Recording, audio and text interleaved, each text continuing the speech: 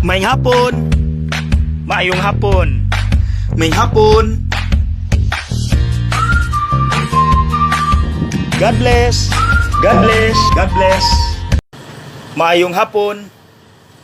Ingon pa sa among kanhi profesor nga karon obispo na sa Tandag, Bishop Raul Dael, nga sa seminarista pa daw sila, na sila'y dula ag sa Parents Day nila, nga ang mga seminarista gipalinya ug ang ilang mga mama gitabunan ang mga mata ug dapat ilang ilhon ilang anak pinaagi sa baho sa ilang anak.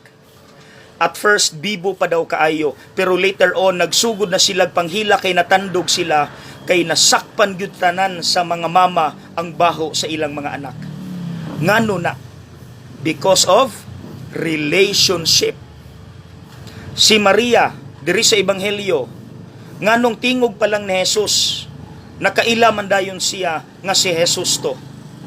Tungod kay sa tingog pa lang, iya nang nailhan nga kadto mao si Kristo ang dipapahawa gikan kaniya sa mga daotang espiritu. Ang Kristo nga mihatag kaniyang dignidad isip babayi ug ang Kristo nga mipasaylo sa iyang sala. Relationship. Mga igsuon, mao nay gitawag nga mutual self-revelation. Kabalo man ta ana, kay ang managtiayon aron mulambo ug mulalom ang relasyon, dapat nagkailhanay sa usag-usa, walay gitago. Mutual self-revelation. Atong i-apply sa Dios o kita. On the part of God, walay problema. Kay gihatag niya tanan, gipaila niya kung kinsa siya, isip Dios. Ang problema kita. Wala tay paningkamot aron ipaila-ila nato atong kaugalingon ngadto sa Dios.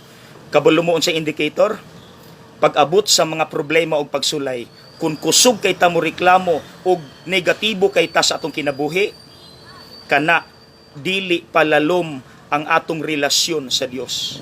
Naapatay pagkulang.